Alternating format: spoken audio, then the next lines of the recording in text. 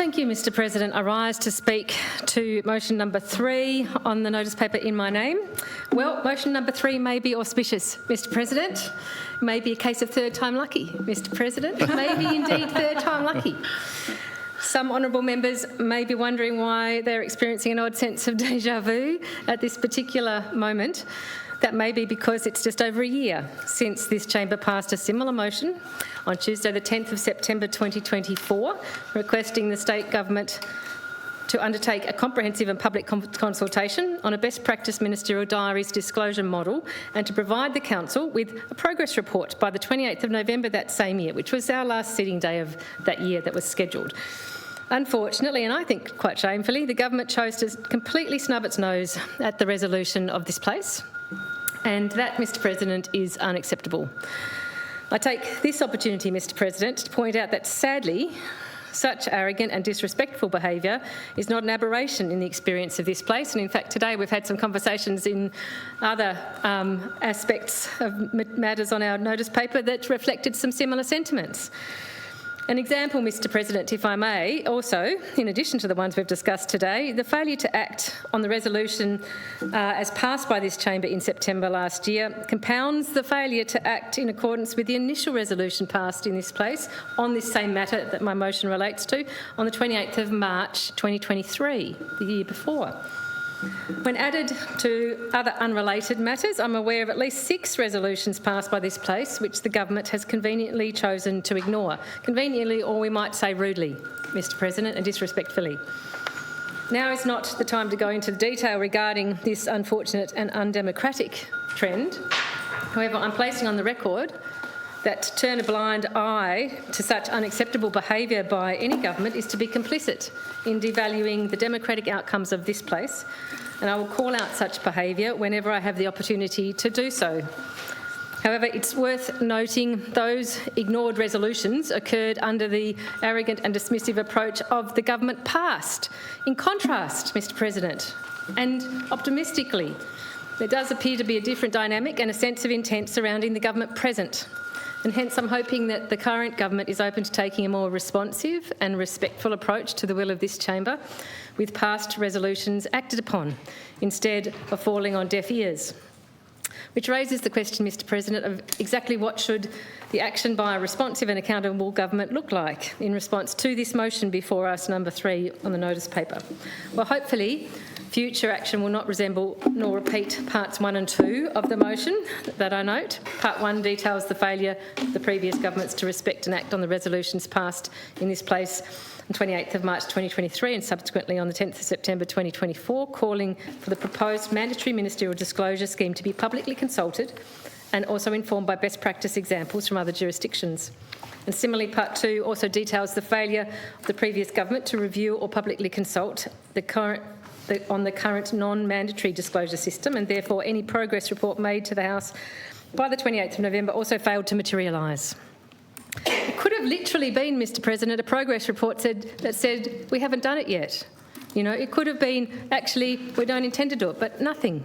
Not even the courtesy of meeting that expectation that they come back to tell us what they were doing.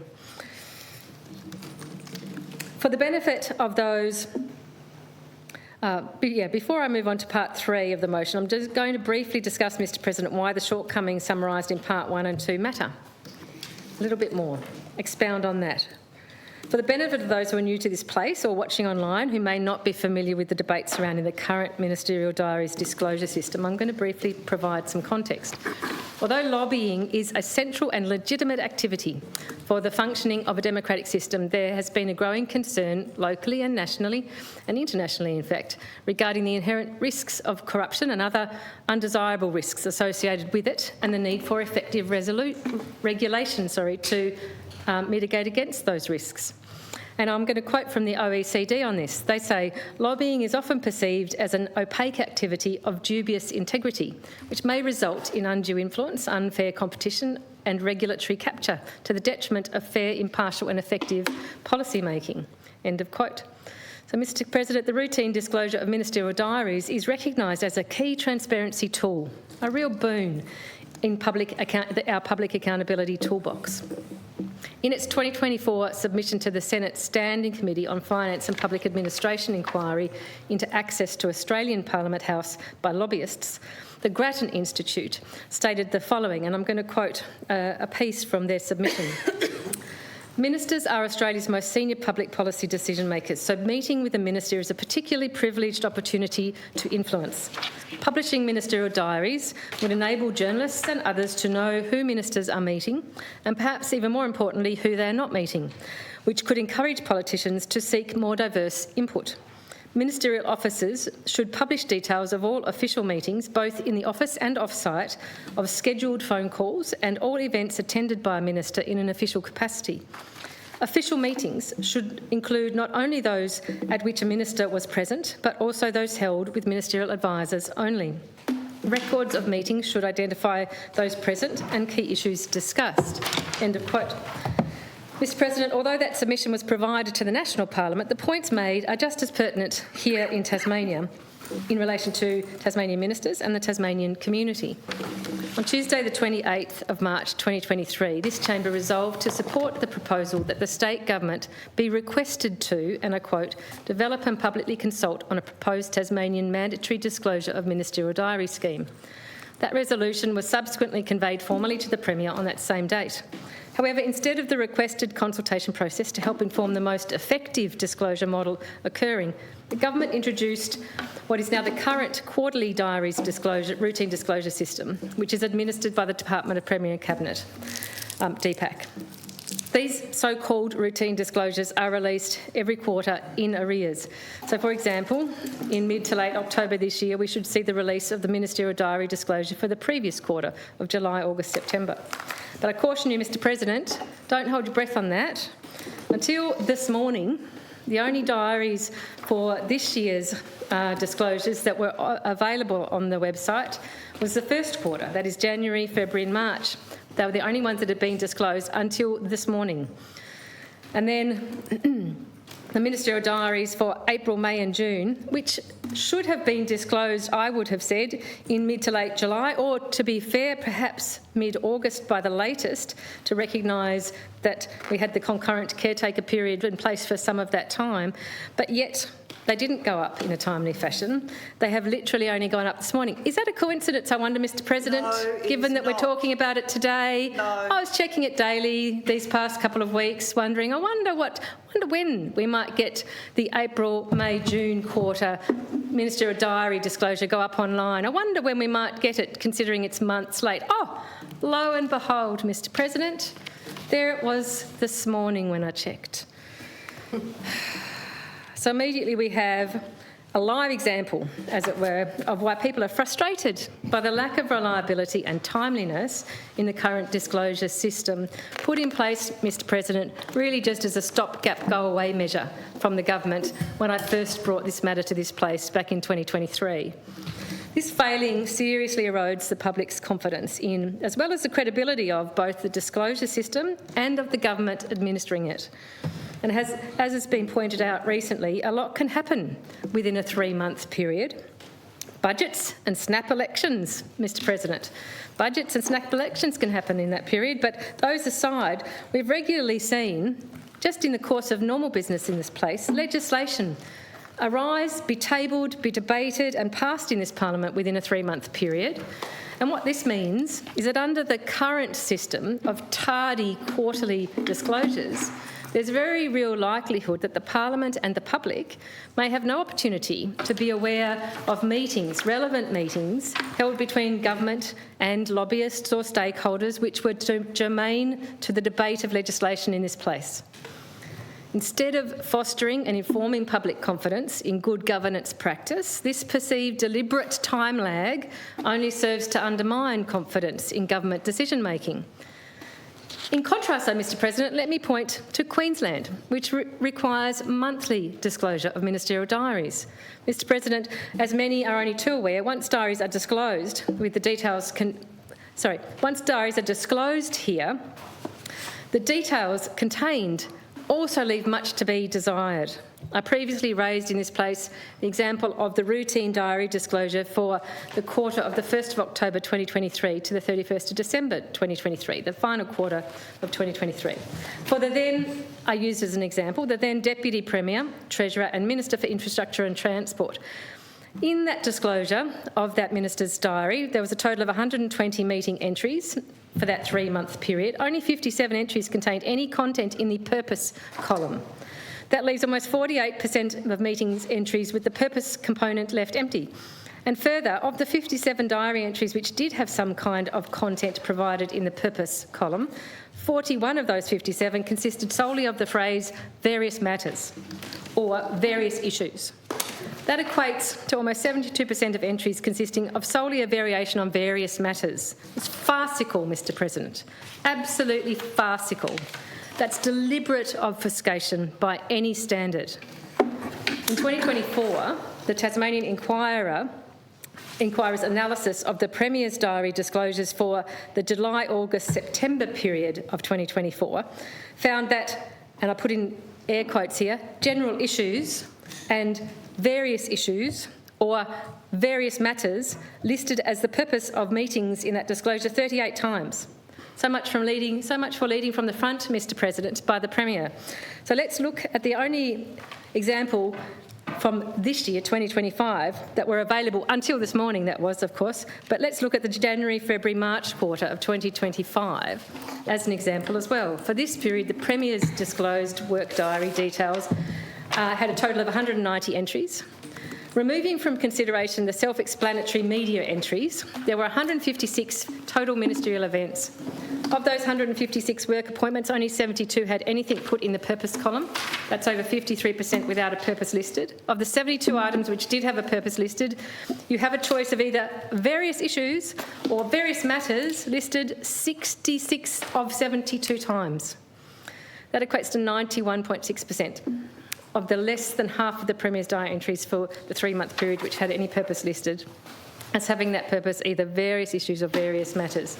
Now, I know, Mr. President, I've gone on about that a bit, but I can attest, even now, from the cursory glance at the disclosures that were put up online this morning for the April to June quarter of this year, the Premier's diary disclosure continues to be littered with various matters in the purpose column. And the government wonders why Tasmanians laugh when they hear claims of this being the most transparent government ever.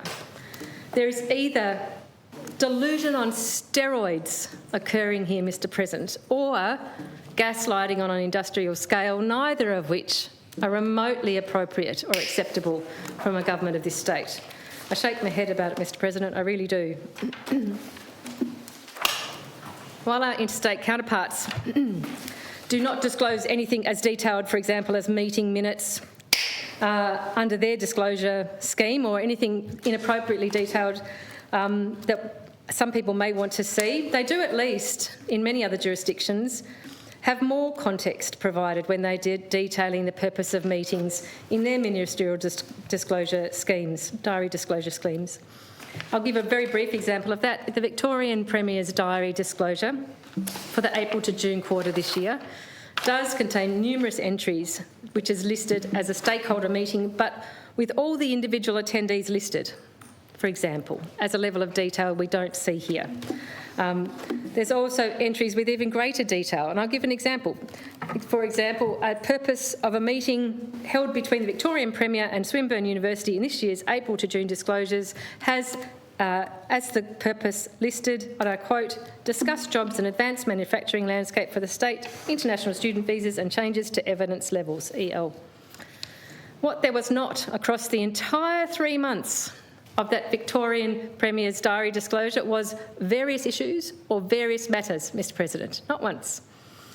Time does not permit me to detail all the other fascinating and contrasting diary disclosure entries from our interstate counterparts, but suffice to say they do make the current Tasmanian scheme look decidedly opaque, amateurish and half-hearted at best.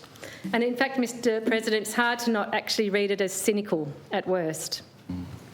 So far, Mr President, I've raised concerns about the timeliness or otherwise of our current disclosure system, and I've raised concerns regarding the detail actually disclosed or otherwise. But another limitation of the current system is the scanned PDF document format that each minister's disclosed diary is presented in. And it prevents functional searching or cross-referencing of entries. It's not a useful system for people, for the purpose for which people will be using it. Ideally, we'd have a ministerial diary disclosure database where members of the public could, for example, insert a stakeholder's name and see all the ministers those stakeholders met with during the period according to the diary disclosures.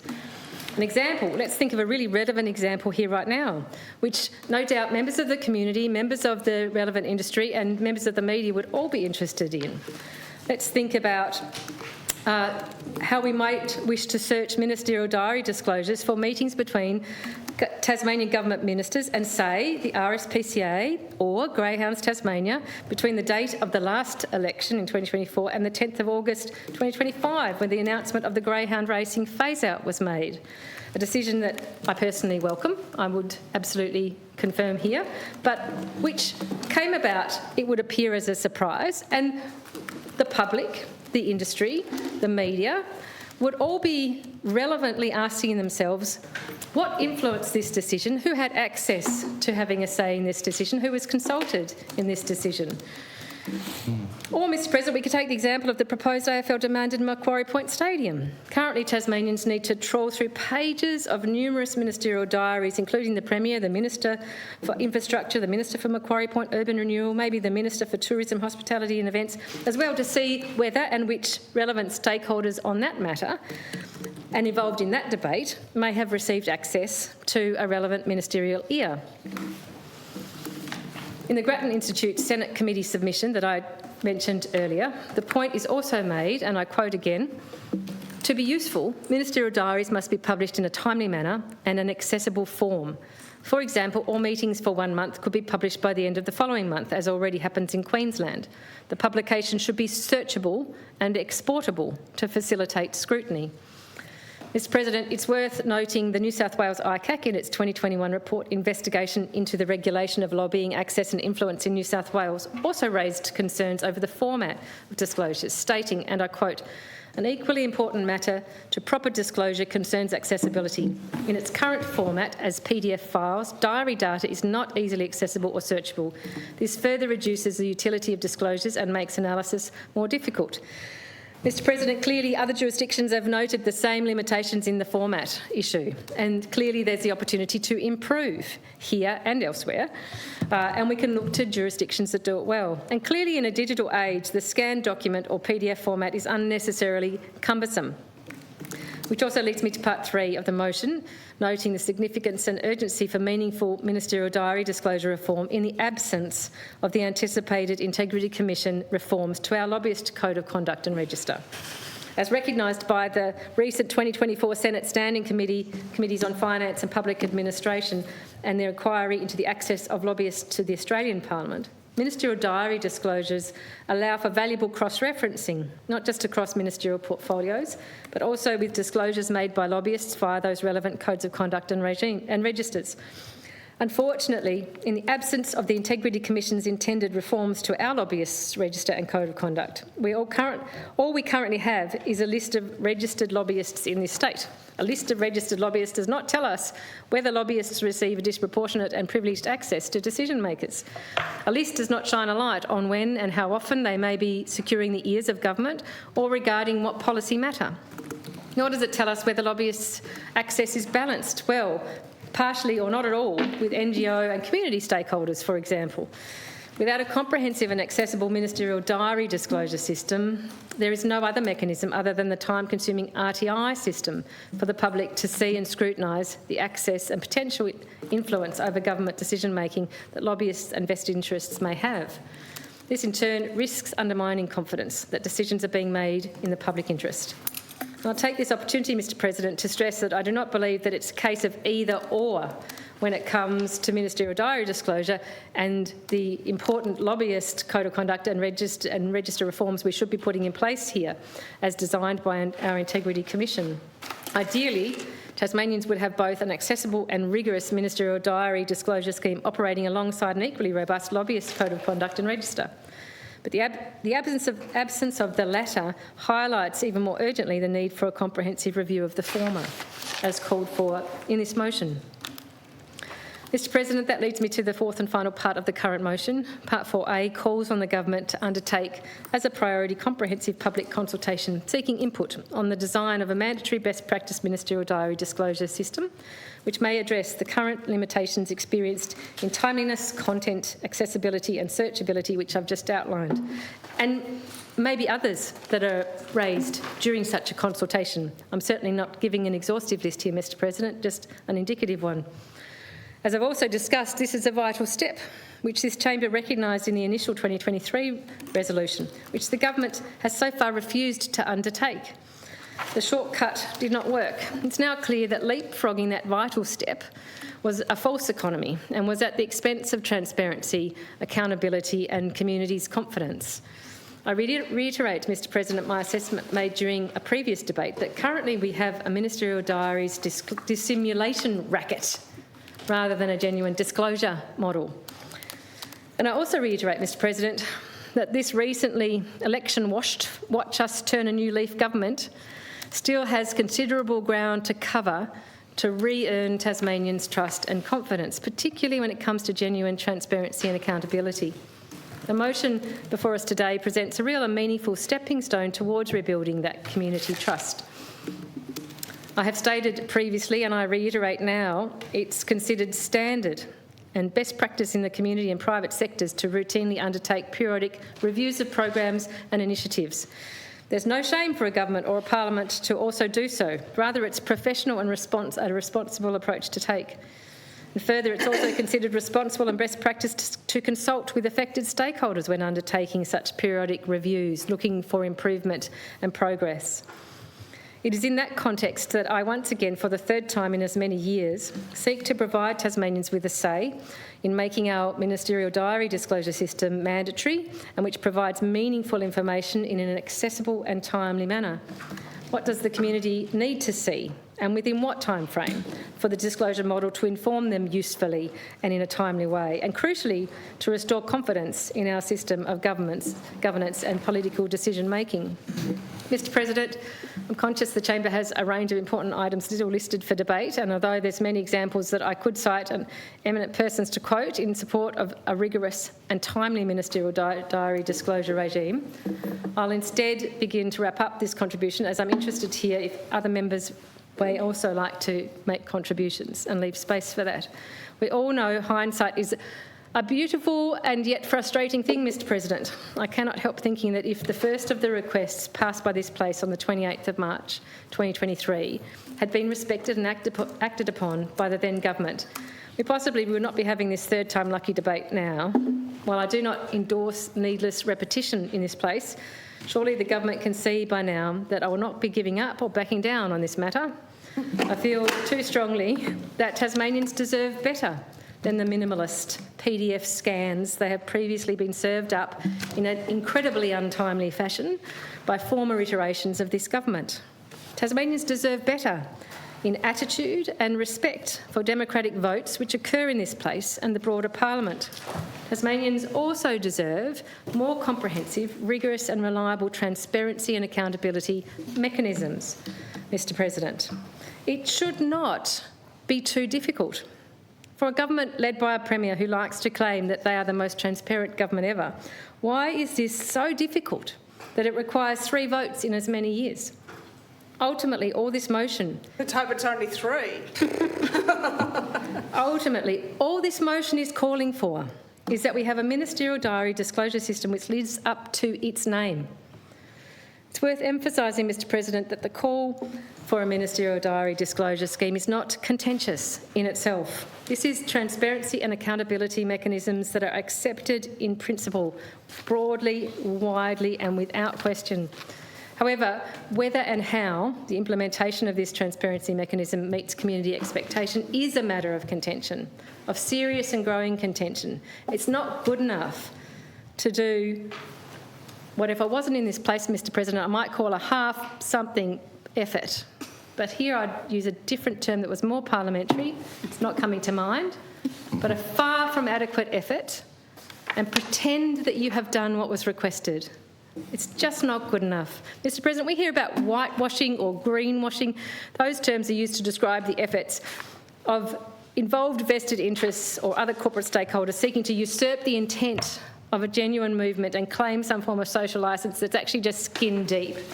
It's unwarranted and undeserved, it's performative and it's misleading. The intent of whitewashing or greenwashing is to control perception, to control the message without undertaking the fundamental change that's necessary. And I think this is similar. I think similarly in cases where government's seeking to control community accountability expectations and to usurp the momentum that's there in the cry from community for more accountability and more genuine transparency, we are seeing what I call performative transparency, faux transparency. Producing quarterly PDF documents, of which 91% of the included purposes of meetings consists of either various issues or various matters, can only be described as performative transparency at best, Mr. President. It does not reflect genuine intent nor respect for the community's right to be able to inform itself on whether vested interests are receiving privileged access and are benefiting at the cost of public interest. Hence, this motion seeks for Tasmanians to be consulted over and to have input into how best to make our disclosure system genuine, accessible, timely and robust. It's important to note, Mr. President, this motion does not seek to impose any particular ministerial diary disclosure model. None. I'm not dictating what the outcome of this should be. Today's debate is not about those of us in this place declaring we know what's viable and what a viable and mandatory best practice system should look like when it comes to ministerial diary disclosure. I've provided some thoughts and ideas, but I'm not dictating an outcome. I'm not trying to impose a model here and now. The motion is very reasonable. It's the third time it's been very reasonable, Mr. President. It doesn't even dictate a deadline for the full activity to occur and a result to come out the other end of it.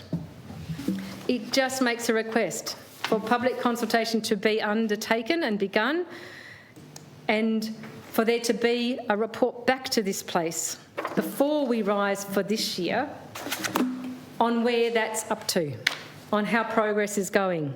To be very clear, there's no room for misapprehension or misinterpretation. The motion's final paragraph, Part 4B, merely requires a formal update on progress to be provided to the Council by the 5th of December.